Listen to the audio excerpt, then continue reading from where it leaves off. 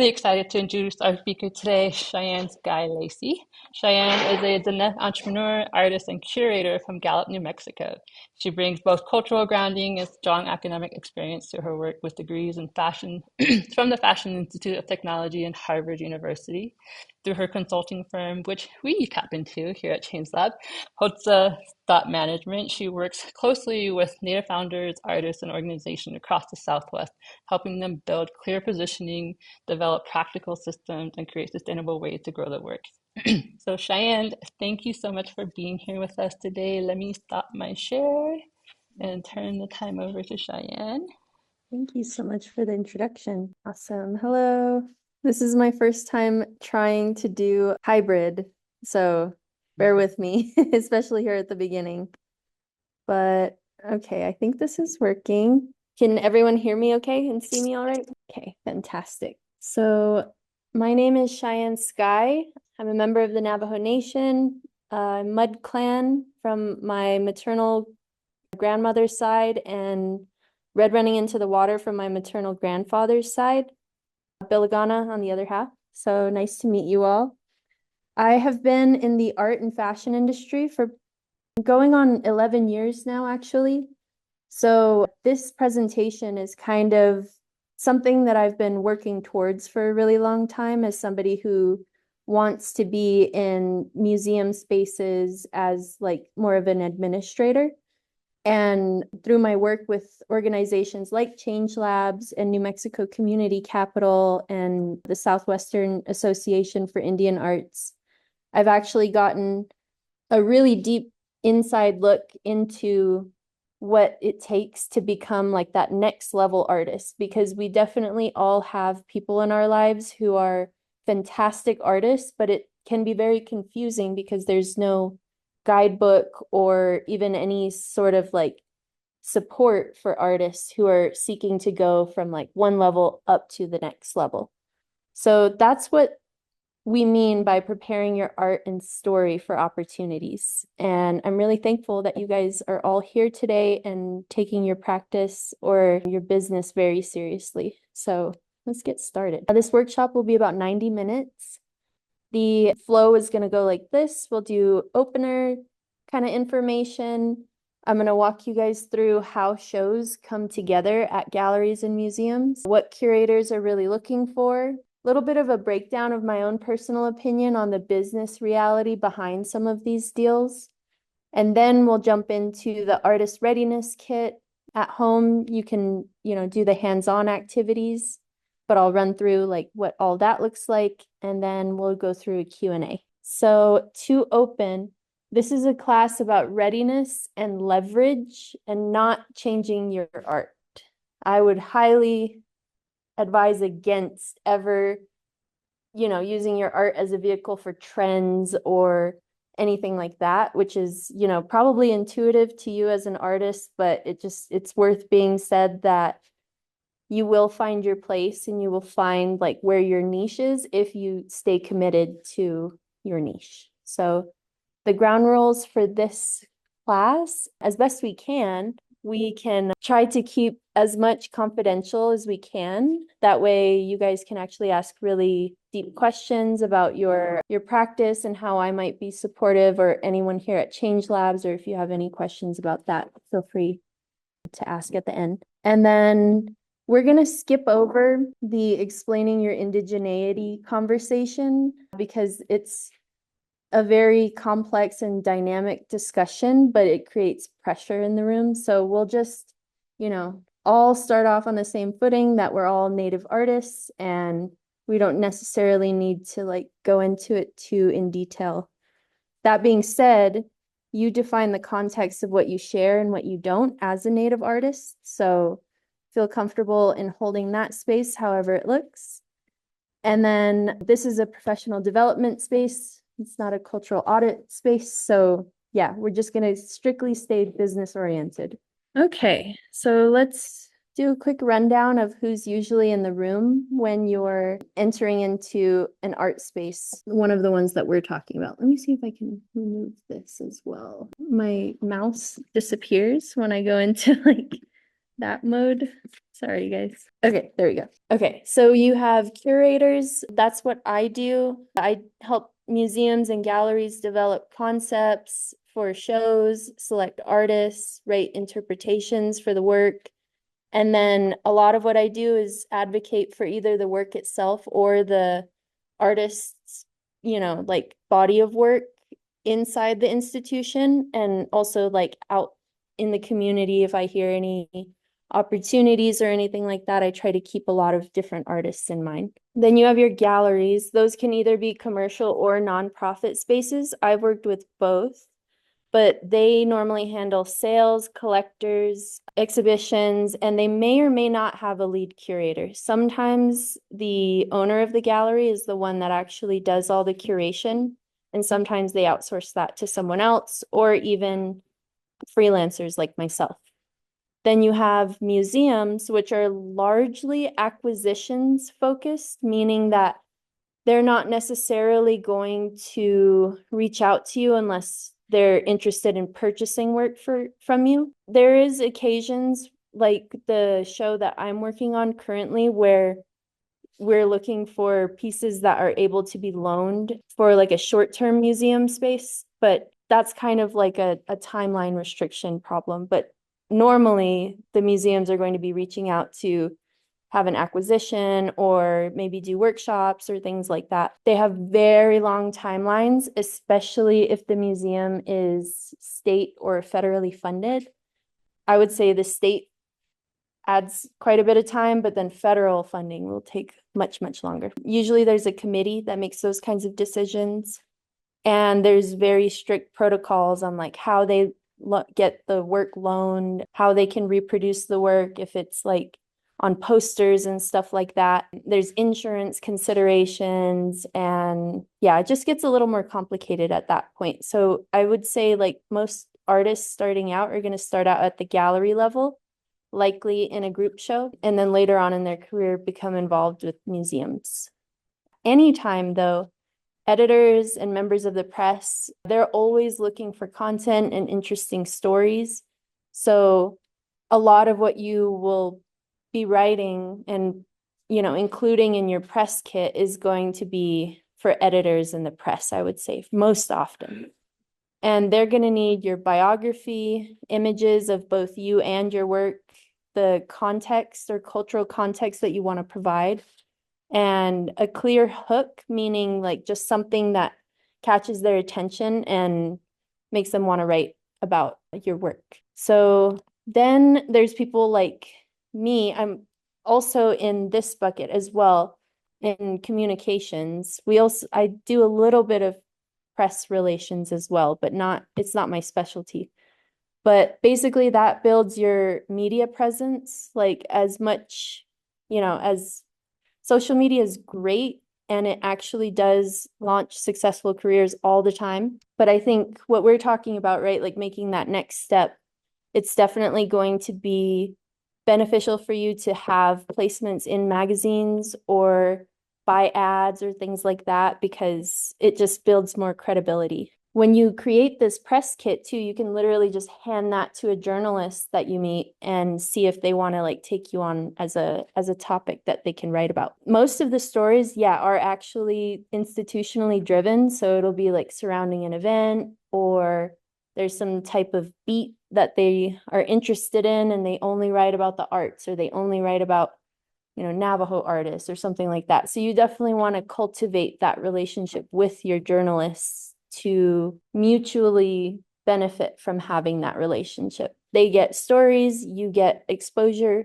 and everybody wins in that situation. And then collaborators, potential business partners, fellowships, residencies, scholarships, all of those have evaluation committees. So you're going to need all of these assets individually to apply to those things anyways. So in the beginning, there is a curatorial request with these institutions, no matter if it's like a gallery, a nonprofit, or a grant, or anything like that. There's going to be a focus for the project.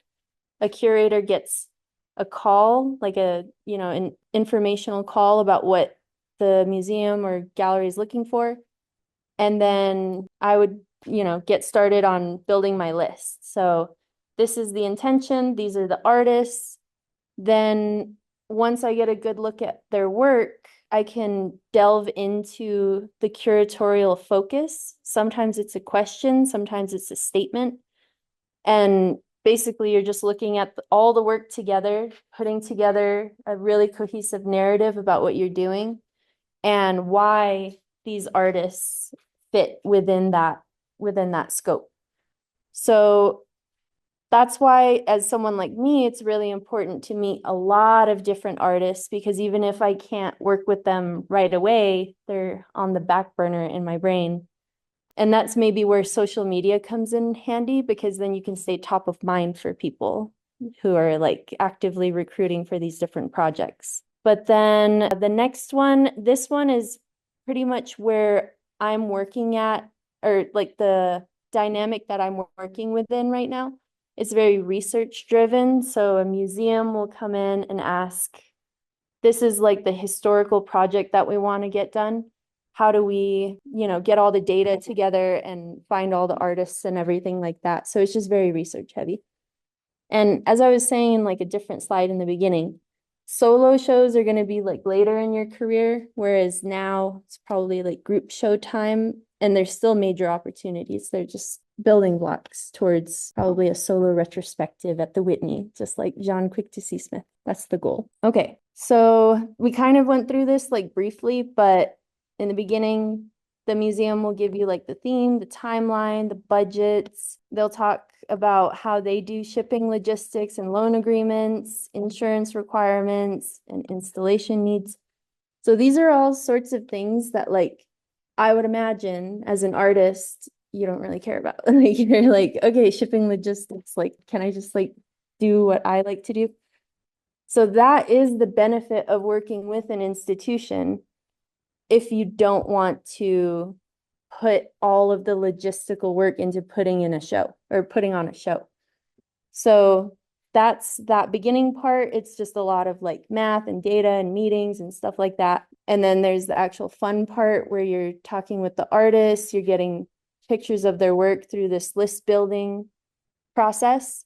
And that's where having this like packet or something that you can send to the curator comes in handy. Yeah, so then the image and text gathering, sometimes you don't have photos of your work, which is fine. So like just getting these bits and pieces together can take some time. Then I do a lot of writing. So I'll write the wall labels, the curatorial statement, press release language, and catalog text. So in all of that process, I'm like, I have everything for one artist out in front of me and their bio, the small version of their bio. And then I'm like looking and like writing and trying to like mesh all these things together. And it takes a lot of time. Then the last part is the promotion pipeline. So the institution itself is going to put together all of this information from step 1 to 4. They're going to pass it on to partners first, most likely donors if it's a museum. The donors will get all the information first. That way, if any suggestions or, like, oh, I want to fund like a huge installation of this because I know it's going to be perfect. I know where to get it. All those kind of things makes it fun for, that donor curator relationship can be very fun at that point. So the way to have that additional investment from a donor or somebody like that is to have really compelling writing in the beginning 4 stages. And that is dependent on the curator, but also the artist too, for giving us enough information to make people excited about it. Then the press gets it. It goes on social media. Other collectors are, we try to solicit them as well as new donors. And then that just shows how far the materials travel. So curators, I will say, are often advocating for artists in rooms that the artists aren't in. So in order to help us advocate accurately, having your story, your context, your terms, all of that ready before we even ask is very helpful. So when we look up an artist, I normally do a lot of curation actually on Instagram. So I'm looking for any information about the artist, you know, who they are, where they're from, what their community ties are, especially if they're a native artist, what they use, like how to contact them, all of that is stuff that I try to look for really fast. And if they don't have it there, then I'm like, okay, maybe they are busy, they don't want to be contacted, stuff like that, which could not, it might not be the case, but I'm just trying not to overstep, because even as a curator, you're like, oh, I hope they will accept my offer, or you know, stuff like that. So I'm not really going to put myself out there for somebody who's not making it easy for me to reach out to them. And I would say it's probably the same way with any other curator. Consistency, this one we get a lot of leniency for, but I want to see us as like Native people do better. Having your title, the dates and materials, dimensions, pricing, all of that data is going to be really important as you move on in your career. If you don't have it written down in the beginning, then when you're doing your solo show, like 30 years from now, you're going to be like, why didn't I take it seriously all this whole time? Because institutions will want all that. And a lot of times, like even as a curator, I'm asking people to find work for me that they made like 20 years ago. And they have to figure out the provenance of who bought it and then send, you know, track it down and stuff. So it's better just to like kind of do it along the way rather than having it, you know, bog you down at the end, you know. Okay. So then context without extraction is like the next part of what I'm looking for. So I think this is really fun, especially for Native artists, to be able to have that creative control over how you're telling your story, because you can selectively and like very like you will face no backlash for holding back certain things that we probably shouldn't share as Native people. So you holding that ground and creating all the story outside of that line is the fun part for me. And when people don't take it seriously and they don't actually take the steps to try to establish where that line is, they can get tripped up in interviews and answer questions and then feel regret over how they answered it, or just be so closed off that it seems like abrasive to like journalists or institutional partners because they don't want to share anything. Which, you know, either way, the best solution is just to prepare a statement or prepare some sort of explanation as to what you are comfortable with and what you're not. And then this last one is probably the most important, because I definitely have worked with many artists that are really, really talented, but then the deadlines get missed and then things get pushed behind, and then the show comes and goes and they're like, where was I? You know, you got to be reliable if you want to be an artist, I would say. So we're talking a lot about what artists have to do, but why, you know, like it's not just to get your show put up in a gallery or have yourself in a museum. You're getting representation, which is great, but then there's like the financial aspect of it, which is really important to think through. Like you put in all this work to put all your press materials together, get the, you know, professional photos taken of your work. You wrote all of your pricing out and statements and yada, yada. You've done all that. So now you're going to also give away 50% on average of the work. Like, what are you doing it for? Those are important questions to ask galleries. So how are they positioning your work in the market? If you ask them that and their eyes kind of like get huge, then I would say that's a really big red flag, because they know who buys what. They should have a few people in mind already who are like kind of sure bets that they're going to be able to bring in and introduce you to them and then get a business relationship going. And that lends itself to the question how they're going to position you in the market, because they know these people very well, the collectors. They know what they like, they know what they buy, they know what pockets of like Native art, abstract or figurative or spiritual, rugs, blah, blah, blah. So they have all these like buckets that they hold in their mind. How are they positioning you? Are they just trying you out because you're a cool name? Also not that great. So then on writing, They do, like I said, do a lot of writing for you, or they should. They'll rewrite your statement to tweak it to that collector base. They should be writing all the wall labels for you and the catalog copy, like whatever's inside the book.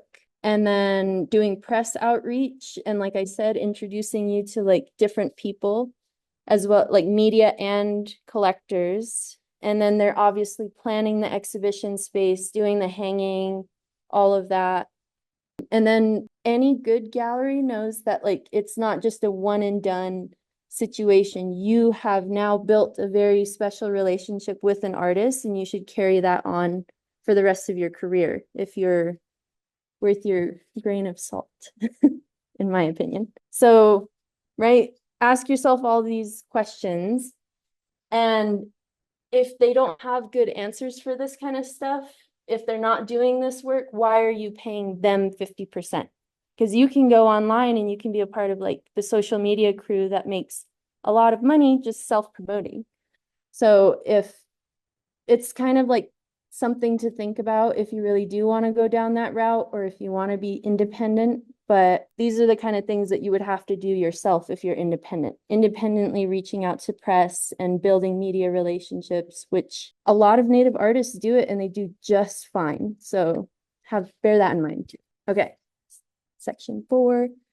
Does anyone have any questions so far, or should I just keep going? Let me just double check. Yeah, I don't have the chat open. Everybody's good?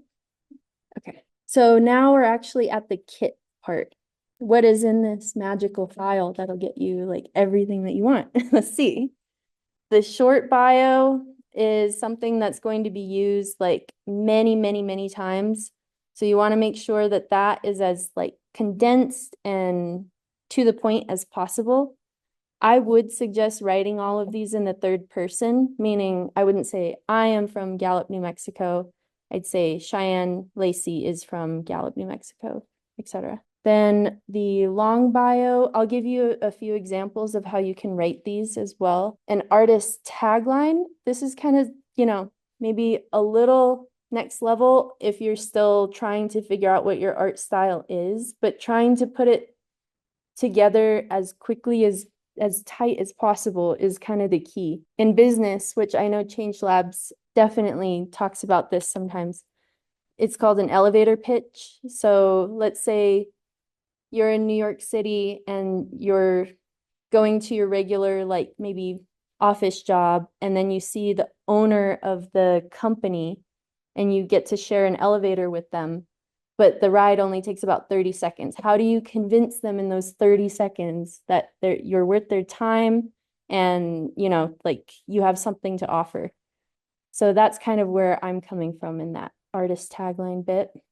Then the artist statement, it contextualizes the work. Like obviously the other biographies are more about you, but then you need to actually go into like, okay, my creative, my medium has evolved from like going from this to this, talking about really, it's very individualized. So it's even hard for me to give an example, but artist statements are something you're probably just going to have to rewrite like yearly until you feel like really comfortable with it. Then headshots, I would say, all artists should probably know a photographer. So let's get them to work. Ask your photographer friends to take a nice headshot of you and you'll be set. Then I really believe that all artists should try to put together a website, just a simple one with an about, pictures of their work, contact, make sure that the image quality is good. Mobile friendly is kind of like intuitive if you use things like Squarespace, or I honestly would suggest Squarespace. And I put some points there about like how to make press ready images. It's kind of in the weeds, but honestly, yeah, having clean cropped photos with nothing in the background is really important. You'd be surprised at how many like blurry or poorly lit art photos that I get. And I'm like, there's just no way. I know it's hard to like convey what the piece is trying to say from like 3D to an image, but like you have to try your best. If it means making, messing with the light on a piece of pottery until it doesn't have that glare anymore, then that's what it's going to take. Like you have to do it. And then naming the files something very consistent throughout all the work that you do will just save you time when you're trying to find these things. Then you should have an inventory sheet with all of this information on the bottom, the title, the year, the medium, dimensions, price, and availability. You can also include these things. I would a CV of like your exhibitions, awards, if you've done any residencies. Markets can be kind of tricky because I know most market artists, they're going to be doing the same markets every year. So you can just list the years behind it if you want, or if you want to include markets.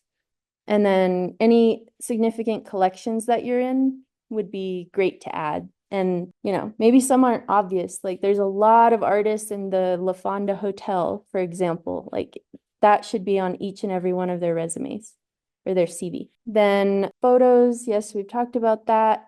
Press links, that could be a fun deep dive if you've never like Googled yourself and seen what press links are out there.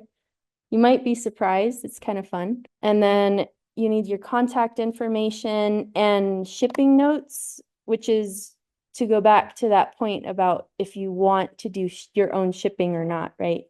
Maybe you can have a portfolio on your website and no purchase feature because you maybe, you know, the work is extremely heavy or difficult to like display without you setting it up or something like that. So definitely just note on there what you're able to do and not able to do. Then some things that would be nice to have is a 1 page of your portfolio, images of you in the studio working to kind of build more of your like image as an artist. If you have a brand or specific colors that you like to use, or if people spell or pronounce things wrong consistently, like you should have that written in there somewhere to say, this is how you pronounce it, this is not how you pronounce it.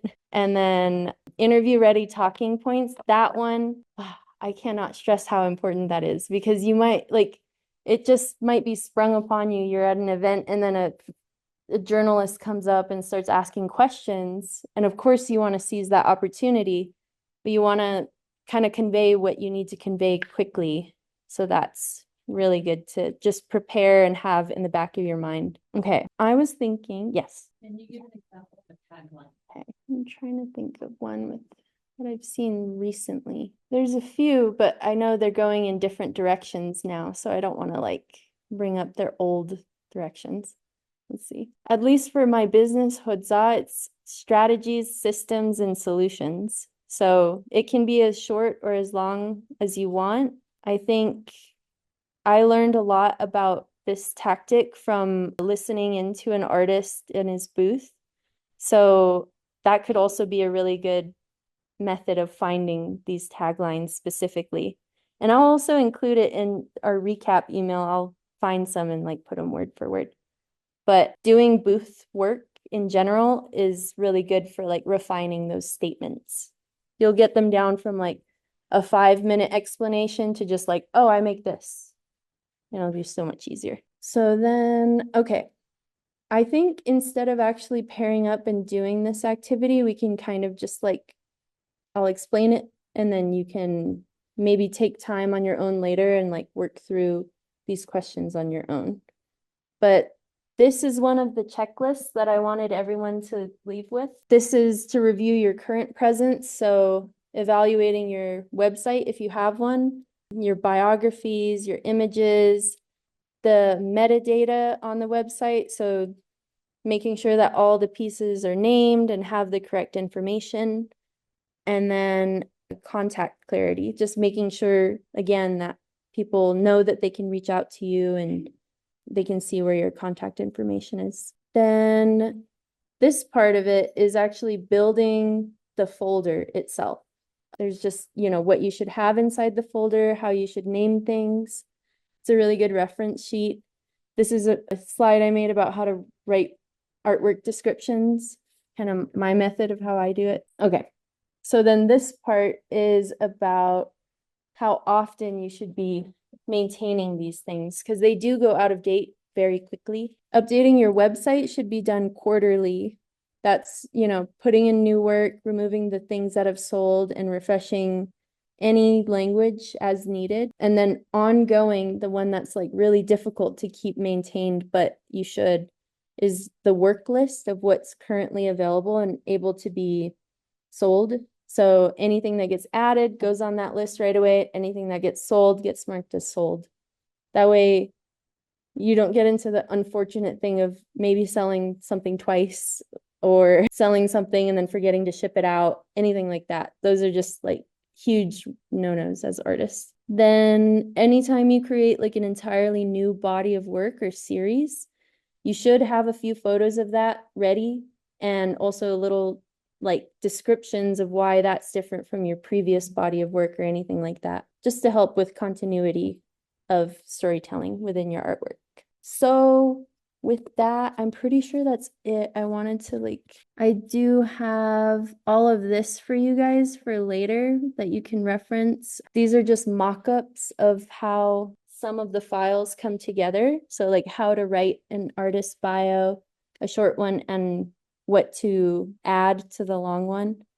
Yeah, how to write an artist statement, some info about headshots and images of the work, and then the inventory list as well. So I think, yeah, that's about it. That's all I got.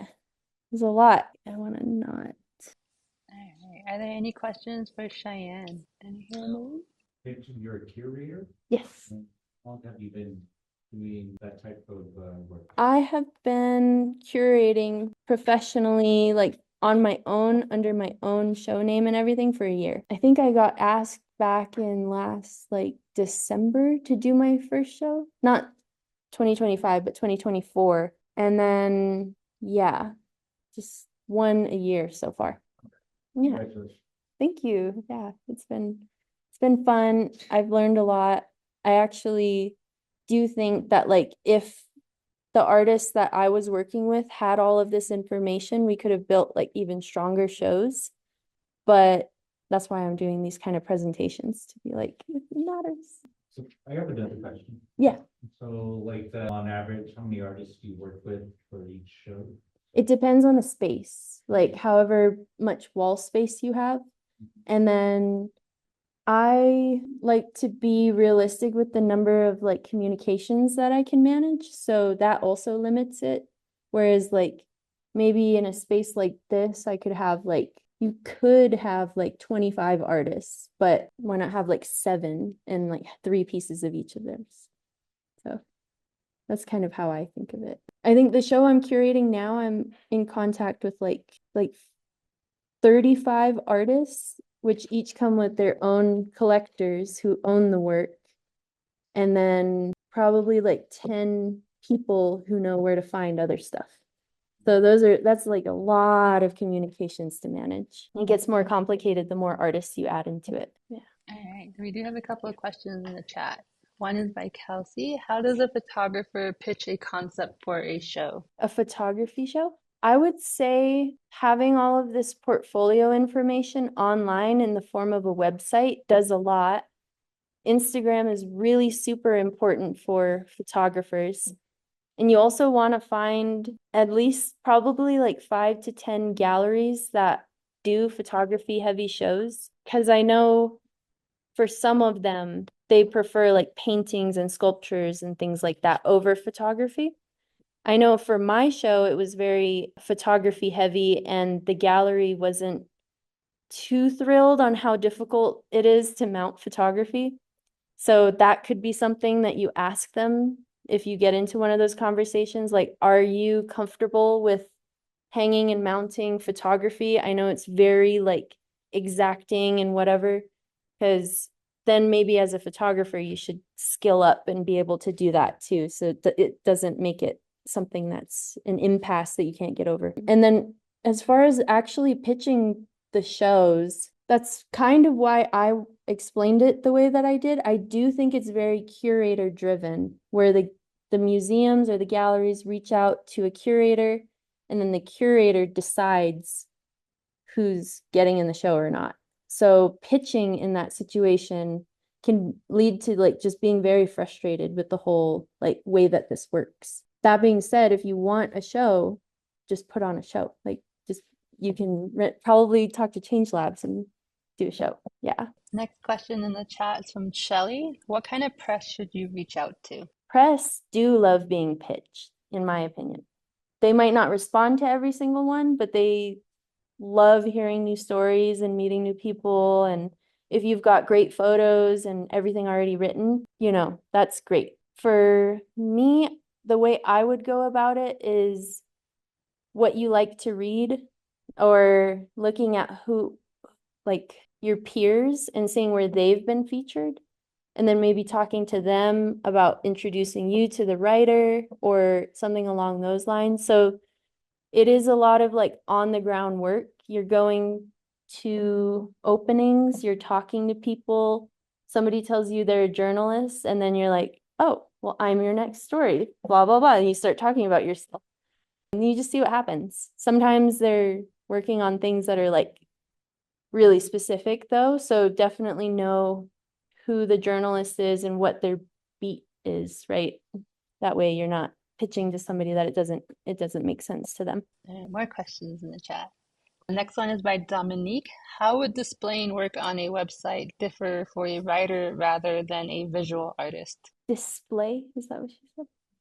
Displaying work on a website for a writer rather than a visual artist? That's a good question, especially if you don't have books printed yet, because it can easily look like a blog, right? But if you're a poet, maybe like videos of you actually performing the piece. I think that would probably be the easiest way, in my opinion. And if they're not performance pieces, then maybe custom making a page for each like piece of poetry would be good. That's kind of, yeah, the two ways I would go about it. Question is, are there any grants that can help support art exhibition? There are actually quite a few. There's no like centralized database or anything that I know of with all of these grants, but I believe the Walker Youngbird Foundation has one. I've worked with them and they're really good, ultra supportive people, very generous. So it's not just an exhibition that you get, like you get institutional connections, and they and I have talked a lot about like a lot of the different elements in this presentation before, and they take all of this very seriously as well, but not in the way of like, oh, they won't talk to you if you don't have your artist bio written. It's more like, let's say you establish a connection with them, they're going to want to try to help you get it polished as much as possible. So that's one organization I would recommend to reach out to. I don't know if they have or exhibition support, but I think the Native Arts and Culture Foundation has a few important grants. And then First Peoples Fund might as well.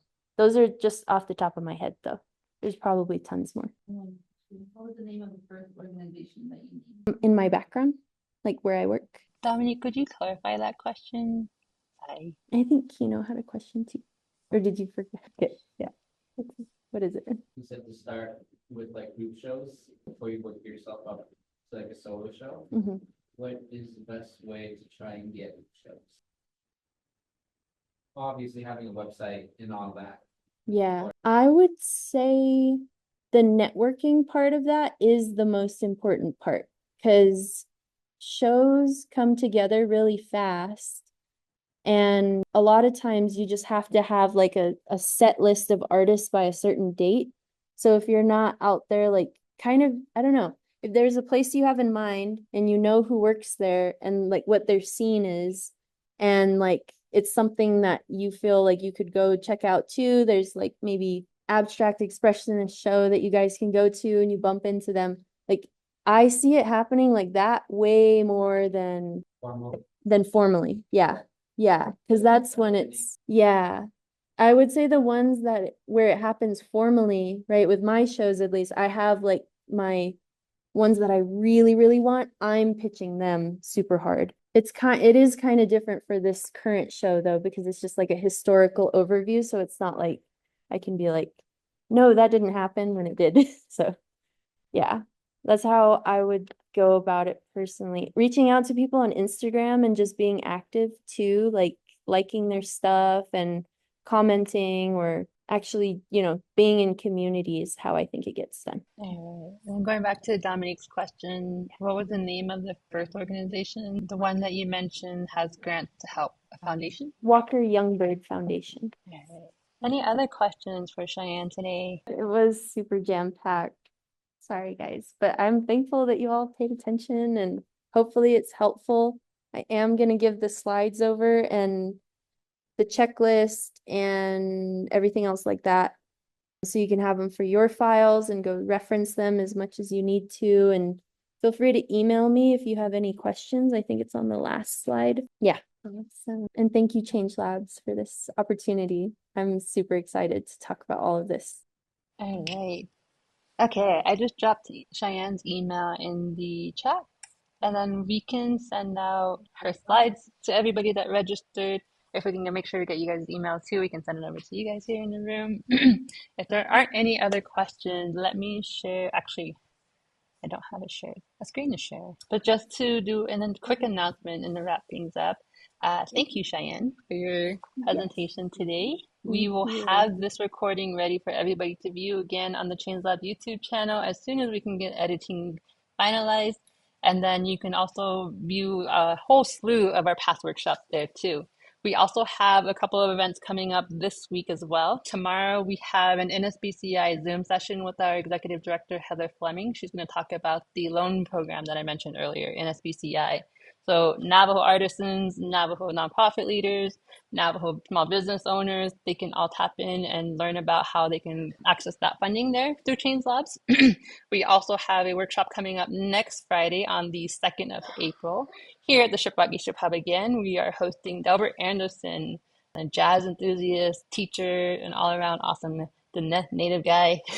He's going to be here at the Shiprock Hub talking about his entrepreneurial journey and what it took for him to turn his passion and his skill into a career that he uses to support his family, himself.